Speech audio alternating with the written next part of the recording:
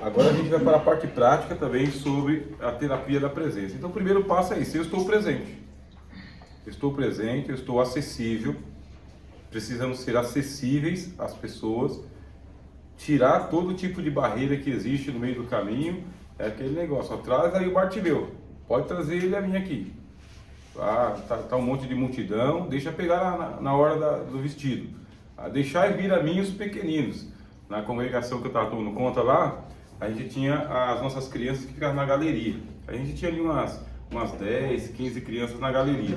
Então ficavam os adolescentes embaixo, os jovens embaixo, as irmãs embaixo, os irmãos embaixo e as crianças em cima na galeria. Aí eu conversei com o líder de crianças e falei o seguinte: vamos trazer as crianças aqui para baixo. Trazer as crianças aqui para baixo, vamos criar o culto da criança, que não vai ser só uma vez a cada 2, 3 meses, não. Centralizar a atenção de escola bíblica dominical, culto, tudo em criança. Apertamos as irmãs, que eram mais de 80 irmãs, apertamos as irmãs para cá, né? Deixou os adolescentes ali, modificamos a igreja, colocamos as crianças embaixo, do lado.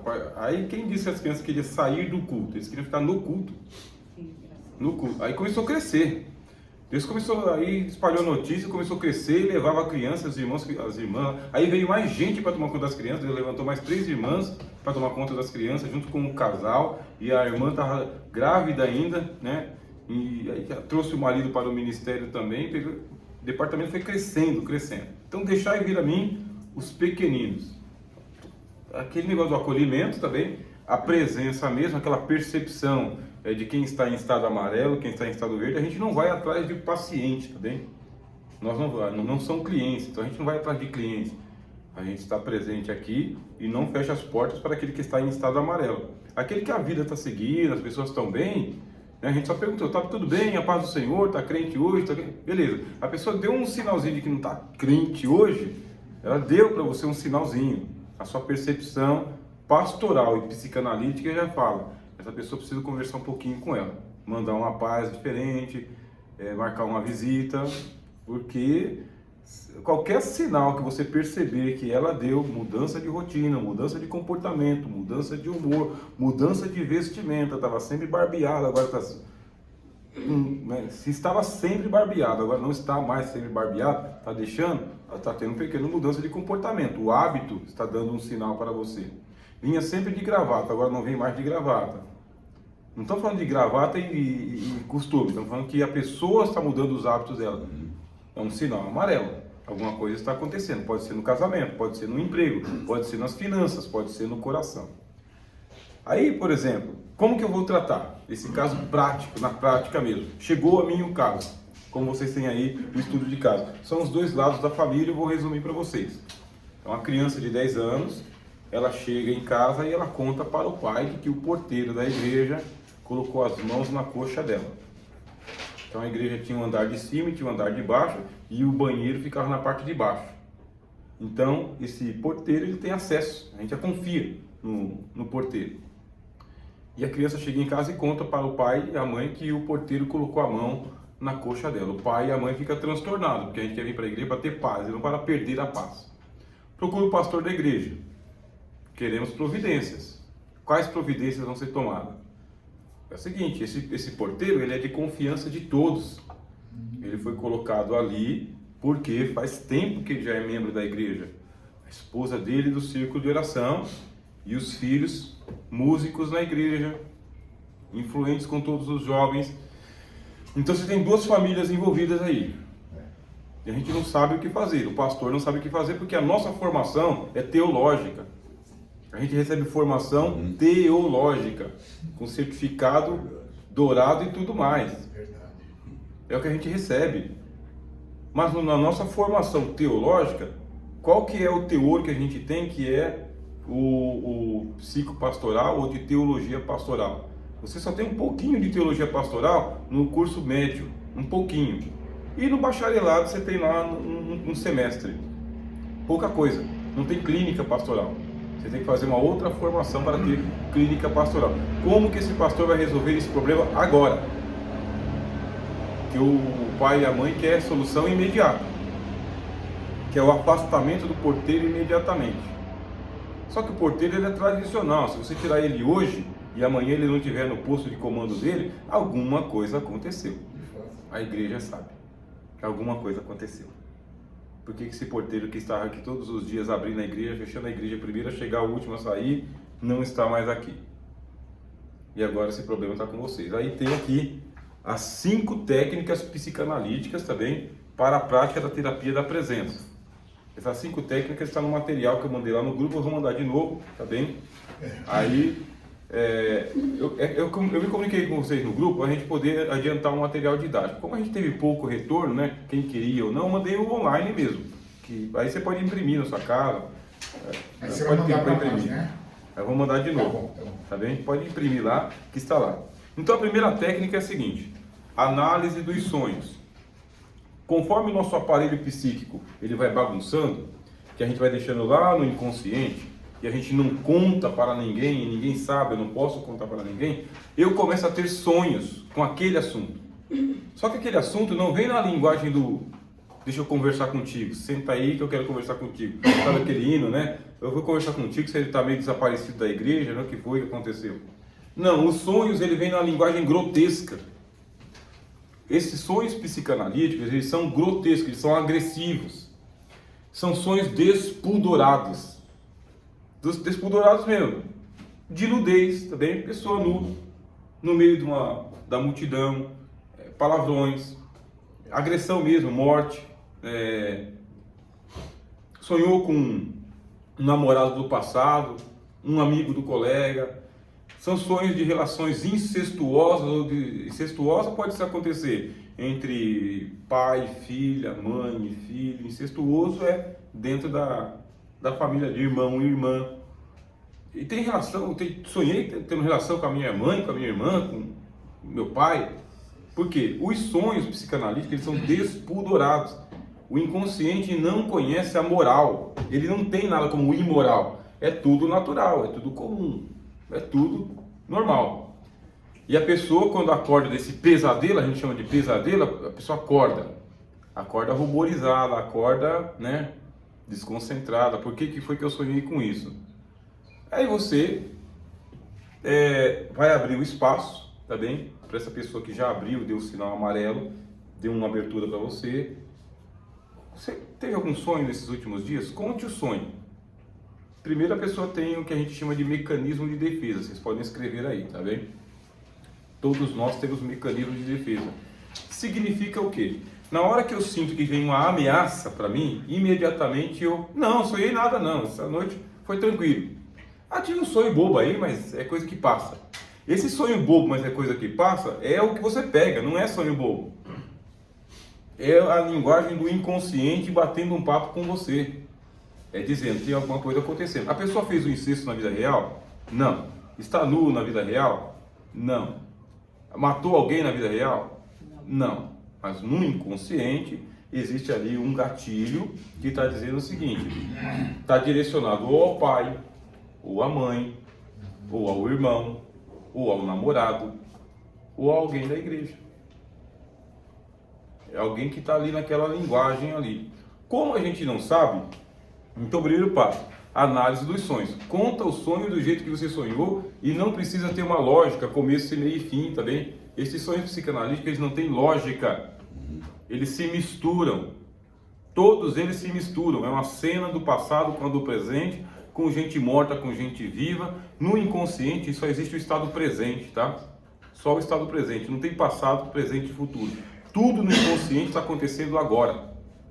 A memória faz parte do consciente. Eu tenho consciente de que ontem foi sexta-feira e estava trabalhando esse horário. E agora é sábado, daqui a pouco é o congresso com os nossos adolescentes. Eu tenho consciência. No inconsciente não tem sexta, sábado, domingo. É um eterno presente, tudo no presente. Memórias que são, a gente chama de memória curta ou então de memória de longa distância, né? É tudo presente, estado presente. Aí o inconsciente mandou a mensagem, o sonho foi esse. Eu estava cavalgando e o meu cavalo de repente entrou por um brejo. Tá bom, ninguém se escandaliza. Cavalo entrando pelo brejo, não tem problema nenhum. Ninguém se escandaliza. Eu não sei exatamente o que é ainda, porque eu tenho que interpretar os símbolos que existem dentro do mundo daquela pessoa. Porque os sonhos não são universais. A pessoa que está em Minas em Minas Gerais, ela sonha com os modelos que estão ali por perto de Minas Gerais. Quem está em Israel sonha com aqueles modelos que estão perto de Israel. Quem está na cidade grande, com modelos perto da cidade grande. Então cada um tem um repertório, é o dialeto. Você precisa interpretar o sonho dentro daquele aspecto ali. O Nabucodonosor foi lá, teve um sonho, e ele quer saber qual que é o sonho dele, ele não sabe qual que é o sonho dele. Aí quando o Daniel traz o sonho dele, ele sonhou com coisa do dia a dia. Leão, não é? Ouro, prata, cabeça, estátua gigante. E não foi o mesmo que mandou fazer uma estátua gigante? Foi o mesmo que mandou fazer uma estátua gigante. E o sonho de Jacó? O Jacó sonha com uma escada que sai da terra para o céu e Deus está no topo, os anjos sobem e descem sobre a escada e ele está ali no pé da escada.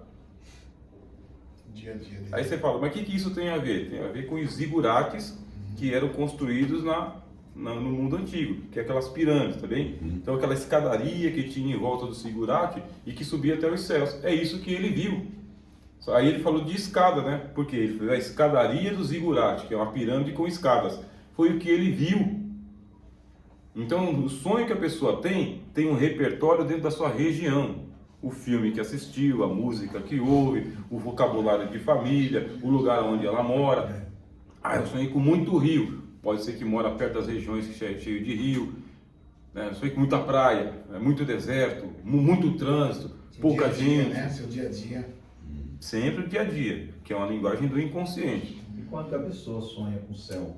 Sonha com o céu. Você vê, uma coisa que é aberta para todos nós ali. Não é assim aberto. Falando quando sonha, você tem a imagem do próprio céu.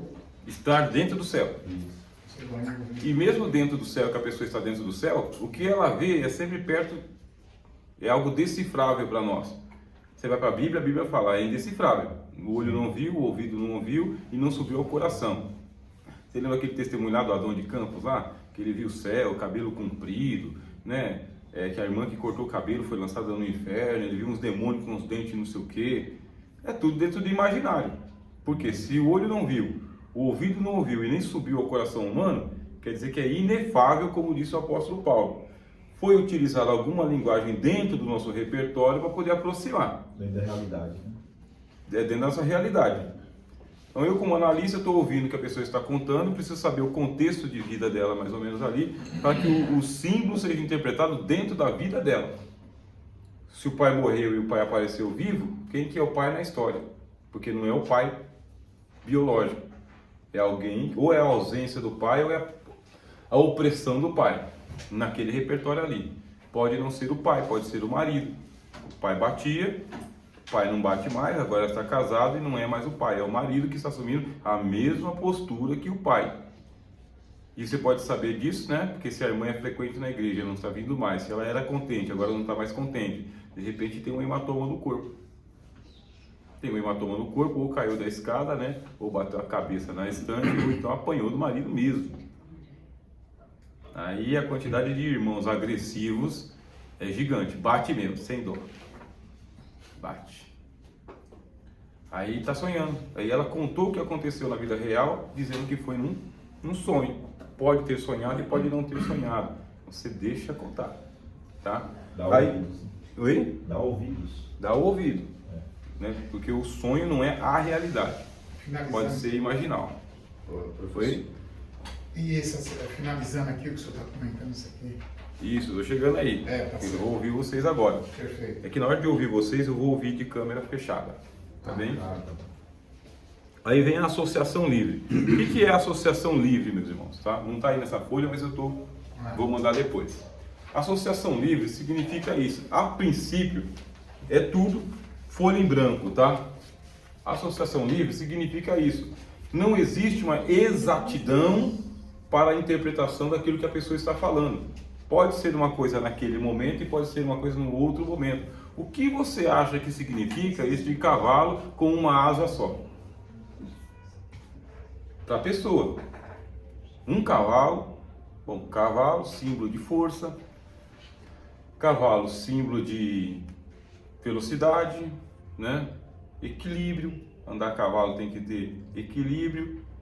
Mas uma asa só, né? Não voa bem. Tinha que ser um unicórnio com pelo menos 2 asas.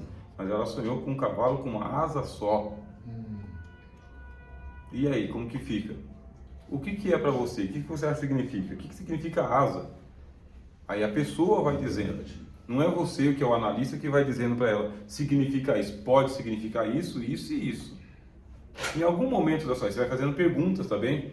Em algum momento da sua vida aí, você teve um sonho frustrado, um projeto seu que você investiu muito e você não teve um retorno.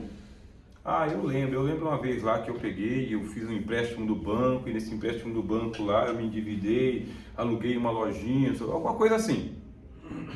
E frustrou, não foi para frente, e se endividou com o banco, não vendeu, mercadoria deu falência total, e agora a pessoa está trabalhando precariamente, o salário não chega junto para nada. Pode ser, você encontrou aí a asa quebrada da pessoa, é ali. Aí a pessoa não avança mais, ela não muda de emprego, ela não procura um outro emprego, ela não procura mais nada. Sinal amarelo, tá bem? Porque a gente chegou, naquele caso lá, como que chegou no fundo do poço? Quebraram as asas dele. Quebraram as duas asas, tiraram a ferradura e bateram na cabeça dele. Entrou assim, nessa situação. E então, é a livre associação também. Essa livre associação, inclusive com crianças, porque o imaginário das crianças, você está observando a criança como que ela é ali. Teve uma mudança do comportamento, vocês vão ver aí nesse caso aí, tá vendo? A criança, ela era bem desperta na igreja e ela chegou apavorada em casa. E agora, como que vai ser? Essa criança vai virar adolescente, vai virar jovem. E os traumas da infância precisam ser tratados na infância, e os da adolescência na adolescência, e os da juventude na juventude. Porque senão um encavala no outro e chega lá no adulto que ele pode ser altamente agressivo, também um sociopata. Então, pode ser um sociopata se não evolui para ser um psicopata, né?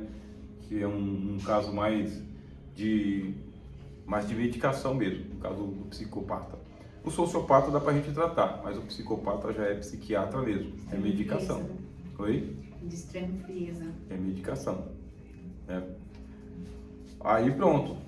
O que aconteceu na criança, aí a gente tem as nossas irmãs que tomam conta do departamento infantil. A importância da gente olhar para o departamento infantil e colocar as pessoas ali que têm esse olhar. A criança tem um jeito de ela brincar, um jeito dela falar, um jeito dela se expressar. Se expressou diferente em algum momento ali, você capta. Eu trabalho com adolescentes, tá bem? Eu trabalho com adolescentes do ensino fundamental até o ensino médio. Trabalho com adolescentes assim. Aí eu já conheço o comportamento, são mais de 470 adolescentes que eu trabalho ali. Então eu vou em sala de aula, vou nos corredores, eu fico no pátio com eles ali, conheço pela voz e sei o jeito de falar com eles. Jeito de falar, de conversar com eles ali. Mas você está observando como que é o comportamento deles todos os dias. Aí um dia me chega uma menininha lá com o braço todo arranhado. Todo arranhado e enfaixado. Aí eu pesquei. Não sei o que, papo vai, papo vem, ela foi agredir um. Ela foi agredir o outro. Ela foi agredir o outro. Chamei a mãe. Quando a mãe veio, eu perguntei, papo vai, papo vem, sua filha agressiva, não sei o que, tá tudo bem dentro de casa? Como que tá lá o ambiente lá? Como que é lá? O pai, a mãe, como que é? Tudo bem, que não sei o que. Não, é que ela chegou aqui com o braço arranhado, enfaixado. Aí a mulher desconfigurou. Não, é que a gente tava numa brincadeira, papo vai, papo vem. Que quando acontece um caso assim, a gente tem que procurar saber, a mãe tem que ficar de olho. Que brincadeira foi essa que a senhora puxou pelo braço da menina? Aí conversando com a mãe, conversando com a filha, falei, estamos de olho, tá bem? Estamos de olho no que está acontecendo aqui. Porque o comportamento dessa menina está sendo refletido onde ela está convivendo. E a agressão está acontecendo em algum outro lugar. Depois ela foi amenizando, a mãe amenizando, né? A menina tá bem agora. Mas assim, presença, olhar clínico, olhar pastoral. Esse olhar pastoral nem sempre é a linguagem do evangelho, tá? A linguagem da igreja. É o olhar comum, do dia a dia, da tia, do tio, tá? É o olhar do amigo, da amiga. Esse aí é o olhar clínico que a gente tem. Então vem a livre associação, ou associação livre. O que é para você? Depois do que é para você, a gente vai interpretando esse mundo subconsciente, o inconsciente da pessoa, porque a gente vai continuar com a nossa terapia. Nós temos 4 encontros justamente por isso, tá? O primeiro é a presença, é de deixar claro que a pessoa não está mais sozinha, que alguém está se importando com ela. que depois a gente vai fazer o nosso segundo encontro, que é o da terapia da vontade. A gente vai ter que mexer no mecanismo da vontade da pessoa sair de uma situação precária para uma situação de alívio. Então a gente tem que acionar os botões para poder alcançar a vontade da pessoa, que vem o segundo passo para a gente, tá bem? Então vem o segundo aqui, que é a interpretação simbólica. Agora sim, ele fez a associação livre, agora você faz a interpretação do mundo dos símbolos. Então, o que você puder estudar sobre significado de símbolos, cores, números, lugares, se foi de dia, se estava tudo claro, tudo escuro, se estava colorido. Então, são os símbolos que estão em volta ali. Ah, eu vi 3 pessoas. O que o José fez? Ó, tá vindo o amiguinho no peito. Tá querendo aprender. O que o José fez? Conta o sonho. Eu vi o quê? 3. Aí apareceu 3 lá, não foi? 3 cestos? Ah, eu vi 3. Em 3 dias você é restabelecido. Ah, eu vi 3. Em 3 dias você está morto. Aí o que você sonhou? Eu sonhei com 7. 7 vacas aqui, 7 anos. Então o número apareceu, tem um simbolismo. Então era à noite. Então à noite tem um simbolismo. Era de dia, tem outro simbolismo. Água, pode ser sede. Muita água. Sede. Sede de quê? Literal, se tem água na torneira, é o quê que está faltando para esse sedento? Pronto, aí você vai para o universo dos símbolos, você vai interpretando os símbolos. Aí por isso essa fichinha branca serve justamente para isso. Você está ouvindo a pessoa está contando para você, você vai ter que ter ali no mínimo ali uns 45 minutos, tá? Que é terápico mesmo. 1 hora é o máximo. Ah, eu queria fazer de 2 horas. Aí começa já a bagunçar o aparelho psíquico, tá? Passou de 1 hora, a associação livre já não é mais livre, a interpretação simbólica e cansa o aparelho psíquico. Por isso que eles colocam 1 hora mesmo, tá? É 1 hora. Os psicólogos aqui em São Paulo, eles dão 15 minutos de atenção. Eu preciso passar pelo psicólogo. 15 minutos. Ah, eu preciso passar um pouquinho mais. Paga, né? Porque é por hora, né?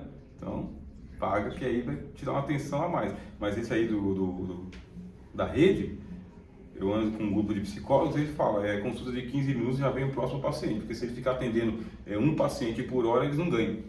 Então, 15 minutos. 1 hora é da conversa ali. Associação livre, interpretação simbólica, aí vem transferência e contra-transferência. Enquanto eu estava falando com vocês aqui, o que aconteceu? Automaticamente, eu não induzi vocês a isso. Vocês se colocaram no lugar de quem está na cena. Do porteiro, do pai, da mãe, da criança. Dos adolescentes, dos filhos adolescentes, da esposa que tem um marido acusado de assédio que é grave, então, na igreja. Então essa transferência acontece quando você se empatiza.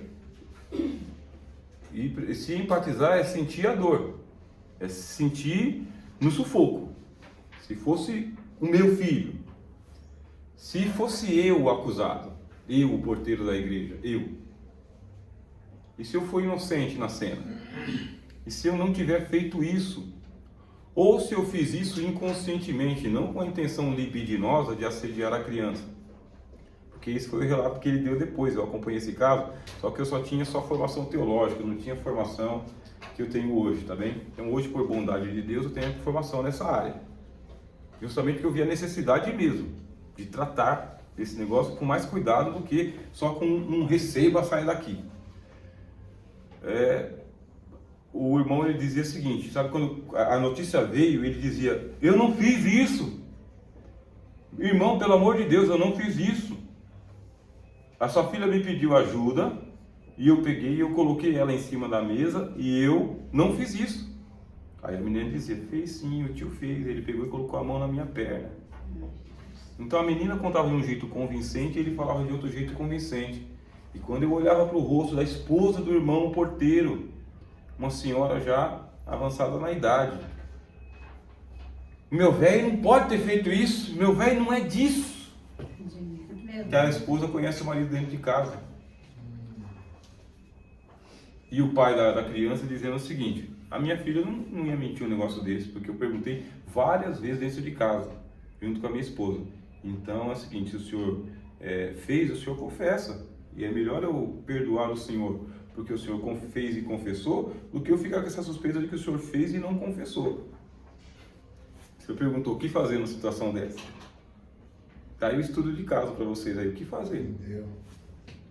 Ouvir todos. E aí vem o negócio da transferência, você vai se colocando no lugar, ele vai transferindo essa carga para vocês. A gente que trabalha com almas e espíritos, não é só o ouvido, mexe com o coração e vem para dentro da gente mesmo. É transferência, levou sobre si as nossas dores. Levou sobre si as nossas dores. Ele se colocou como propiciação pelos nossos pecados. Por isso pode perdoar a cada um de nós, porque ele mesmo foi tentado, assim como nós somos tentados também. Isso chama-se transferência. Ó, Fazer pra si. Pegou para si, né? pega. Então qualquer um de vocês que ouvir confissão, depoimento, a gente chama de depoimento, tá bem? Ou simplesmente a contagem dos sonhos ali. Você está recebendo transferência. E vem a contra-transferência. A paz que você tem, o controle que você tem, o equilíbrio que você tem, o preparo que você tem, você faz o quê? Faz a contra-transferência. Meus irmãos, nós vamos agora orar. Nós vamos orar. Mas deixa eu ouvir cada caso em particular. Preciso ouvir um a um. Preciso ouvir a criança, preciso ouvir o irmão, eu preciso ouvir agora um a um. Mas assim, eu perguntei para o senhor, todo mundo sabe? Não, é só... É isso. A gente não espalha a brasa. É aqui, essas duas famílias, não são 5 famílias, 10 famílias, porque se extravasou, tem que tratar mais famílias, mais gente na casa. Aí você vai fazer a contra-transferência, que é o evangelho que você tem. Você está fazendo um trabalho de terapia pastoral. Você tem o evangelho, você é leitor da Bíblia, você não é só ouvinte de sermão, você é praticante desse evangelho. E, meus irmãos, isso tem solução, tá bem? É grave, tá bem? Você empatiza, é uma acusação difícil, tá bem? A gente não dá razão e tira razão, mas eu preciso ouvir caso a caso. O caso aconteceu depois do culto, a menina contou para o pai depois do culto, e o pai depois do culto procurou o pastor. Enquanto estava despedindo os irmãos que ele chegou em casa, ele voltou. Ele exigiu a presença e ficamos lá quase até meia-noite para resolver isso aí. E não resolveu, né? Na época eu não era pastor, então eu estava ali como ouvinte, como apoio do pastor. Amicíssimo do porteiro, amicíssimo dos meninos da mocidade, amicíssimo da esposa, amicíssimo do irmão e da irmã que teve a filha. Então é amigo de todo mundo, de todo mundo. Então só família tradicional ali. E aí, como vai ficar essa história agora? Estudo de casa, eu não sei. Estudo de casa, tenho que estudar esse caso. Isso é caso para ser estudado. Então, solução sumária do dia para a noite não vai ter. Do dia para a noite não, tem o dia seguinte. Vai ter que ter o dia seguinte. Daí, tem a última parte que eu vou falar para vocês. Análise do self e autoconhecimento. É o seguinte, antes de você tratar, conheça-se a si mesmo. Saiba até o limite que você consegue ir. Você vai saber o seu limite. Conheça-se a si mesmo. Faça um autorretrato. Seja autêntico com você mesmo. Tem coisa que mexe com você, como um policial que vai atender cena de estupro de criança de 1 ano de idade. O policial vai atender criança de 1 ano de idade e sofreu estupro. E quem foi que estuprou? Dentro de casa. O policial quer matar. Quer ficar com o dedo mole. Porque quando olha para o estado da criança, sede de vingança. Na saída, né? Não pode, mas não vai ser agora, mas esse homem não vai chegar na delegacia. O senhor perguntou? Mão. O tópico anterior, né? Essa Transferência e contra-transferência. Isso acontece automaticamente? Por que a pergunta? Porque da minha experiência, eu aprendi a não se envolver no fato. né, a ficar isolado dos acontecimentos, que a análise seria mais pura, digamos assim. Mais efetiva. Né? Manter a distância dos fatos. Então, olhar os fatos de fora, não envolvidos nele, da minha experiência.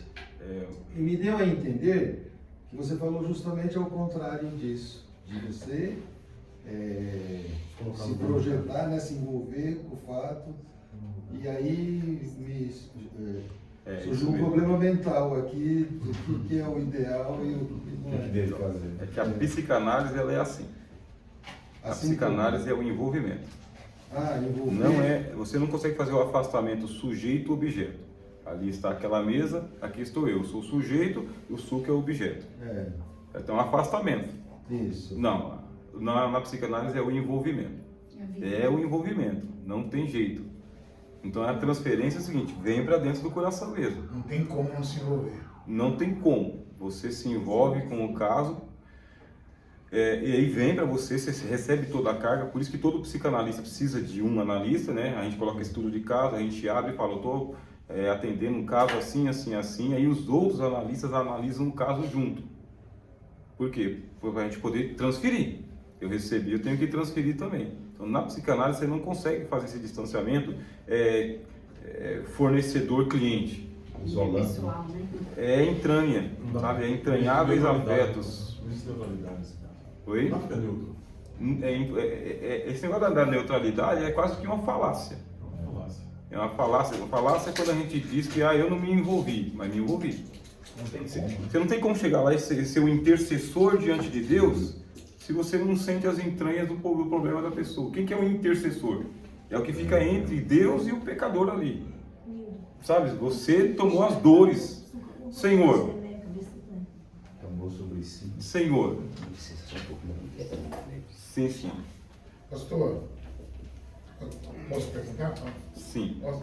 Mas em relação a tudo isso aí que o senhor está dizendo aí, obviamente que no caso, no dia dessa questão de você estar ali de frente da determinada pessoa, por exemplo, que nem nós estamos falando desse ato aqui da criança, né? Isso. Os pais e o acusado ali. Mas também, eu acredito, na minha concepção, eu vejo que é tão difícil naquele momento, por mais que a gente também se prepara psicologicamente. Entendeu? Uhum. Eu acredito que no ato ali, a pessoa fala, não, eu não fiz. Como de fato o senhor falou, o pai da criança está ali, eu quero te ouvir. Né? Você fez porque a minha filha, eu não ia mentir, porque eu conheço a minha filha. Entendeu? Quer dizer, então, nesse momento, é tão complicado, por mais que a gente mentalmente, psicologicamente, a gente se prepara. A reação realmente não é muito difícil, não é muito apertado para ambos as partes ali. Então, bem na época que eu estava totalmente despreparado, a gente se prepara teológico, né? Não tem um preparo terapêutico, né? Ou psicopastoral, não tinha.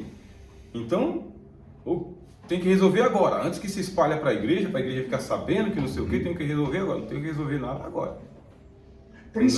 Não às 10 da noite, 11 da noite, não dá para resolver. Mas principalmente, vamos falar, nós estamos falando aqui do nosso povo, do nosso dia a dia. A maioria do nosso povo é tudo pernambucano, a maioria é pernambucano, baianão, enfim. Não, eu estou falando isso. Não pode deixar para amanhã. Não, você concorda comigo? Tem que resolver. Sangue quente. É sangue quente. Minha peixeira está aí, resolve se não resolve. Então, é fácil quem está de fora falar, né?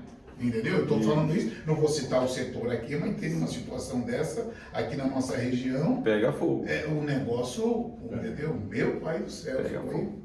Agora, quando vem um caso para esse aqui, como vai acontecer a contra-transferência? A contra-transferência é que esta paz que eu sinto em minha alma não é porque tudo me vai bem.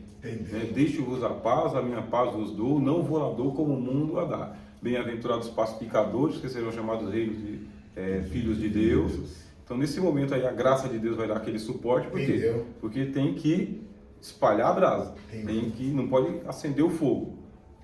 Nós vamos ouvir, meus irmãos. Bem, nós vamos ouvir, é grave, tá bem? Como é grave a situação, a gente não vai resolver agora às 10 horas da noite, nem essa semana.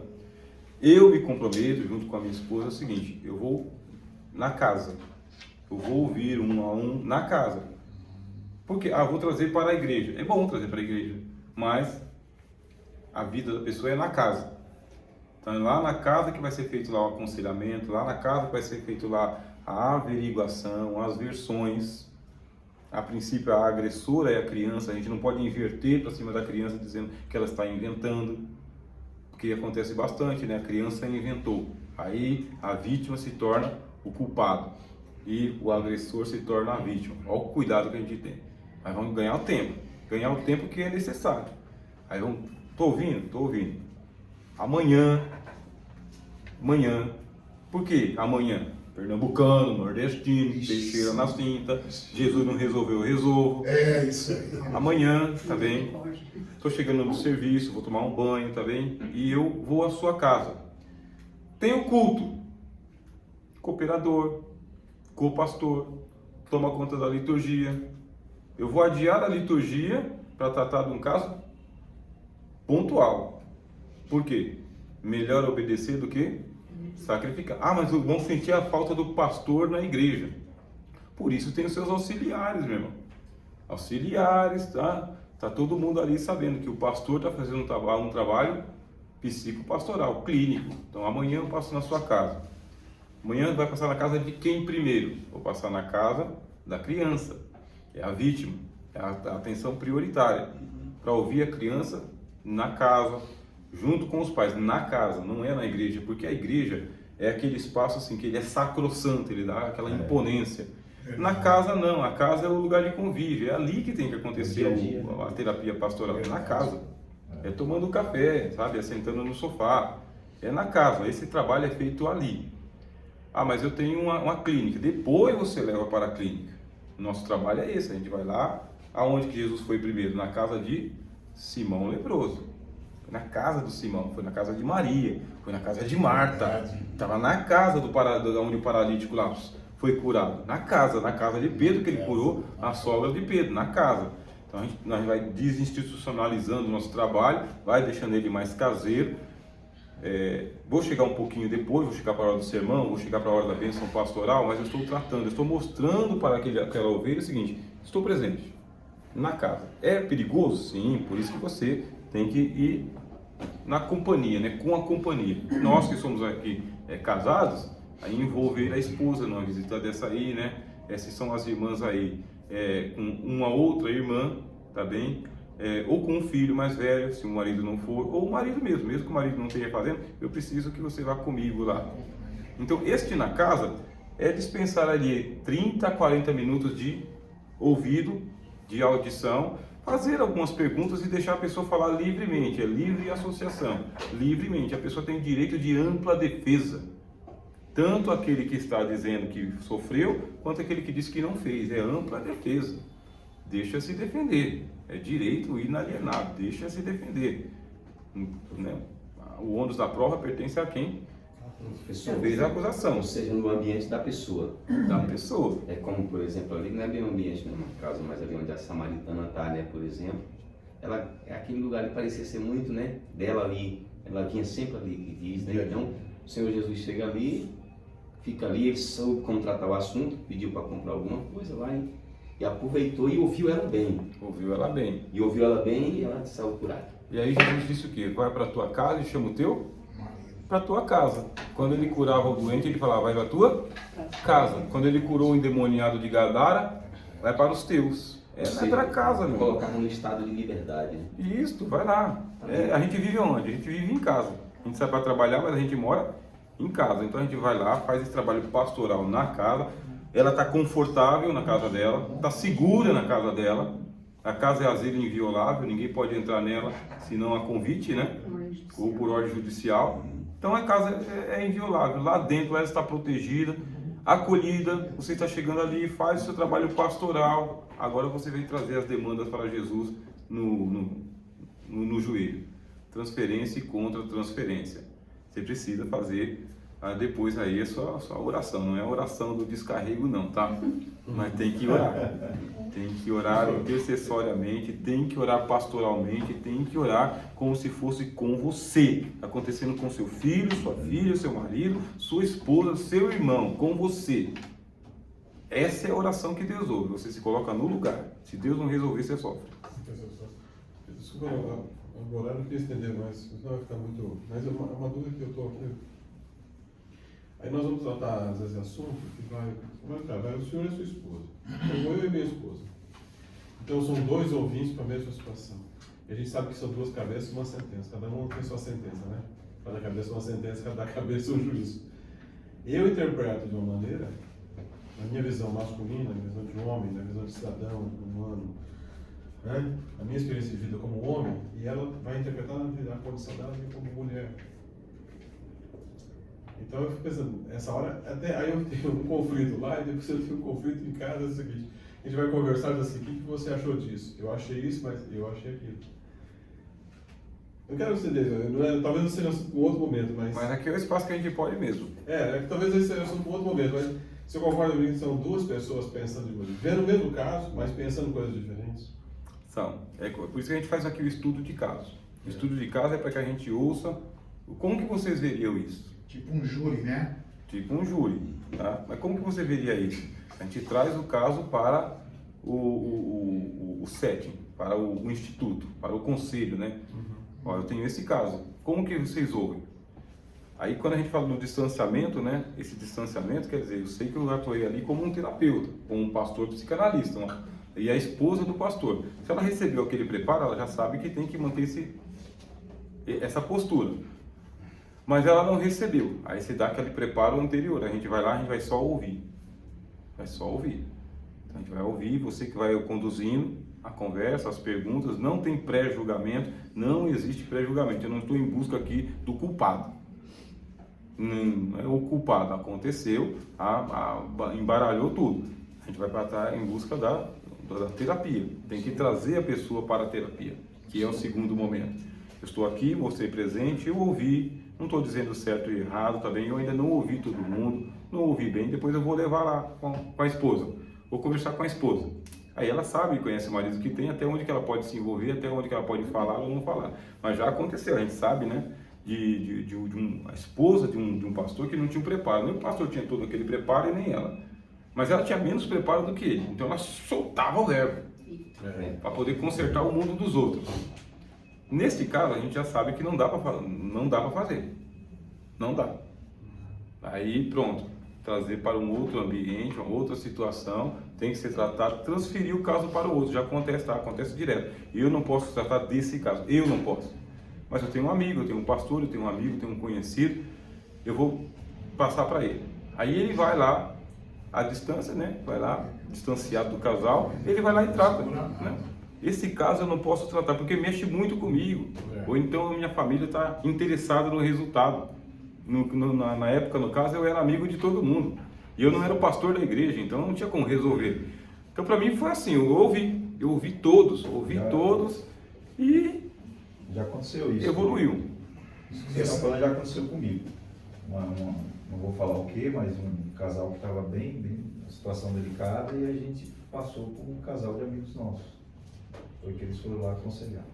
Ajudou também. Porque às vezes a gente está sabendo muito da situação, você às vezes está tão envolvido, e às vezes o que você vai falar, em vez de melhorar, vai... Aí o santo de casa não vai fazer um milagre, né? Aí não surge efeito. Pode até sair etapas, né, pastor? Isso aí, dependendo da situação. Não, mas é verdade. Sai. Isso aí até um ringue, um UFC ali.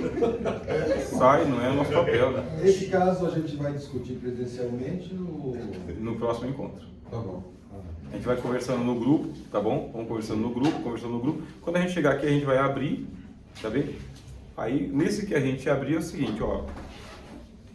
Isso. O senhor fala, a senhora fala, o senhor fala, ele fala. Aí depois a gente está coletando aqui e fala, ó, a gente tem aqui tantas alternativas para tratar esse caso aqui. Conclusão. Porque cada caso é um caso. A criança cresceu, a criança virou adolescente, virou mãe, entendeu? O pai e a mãe tem outra história, o irmão e a irmã tem outra história, os meninos cresceram, todo mundo cresceu. Então o caso evoluiu. Ele foi tratado naquela época lá pastoralmente, mas não psicanaliticamente. Eu quero agradecer também, assim, a paciência dos irmãos. A gente poderia ter um pouquinho mais de tempo, mas a gente vai seguir essa programação, porque não vai se resolver o caso aqui hoje, tá bom? A gente vai para o próximo, nós vamos trabalhar com a terapia da vontade, e a gente vai trazer diretamente as técnicas para poder falar como ativar essas vontades aí, como alcançar essas vontades. Tá bem, meus irmãos? Amém. Professor, se eu for fazer só uma pergunta. Sim. Fazer um comentário.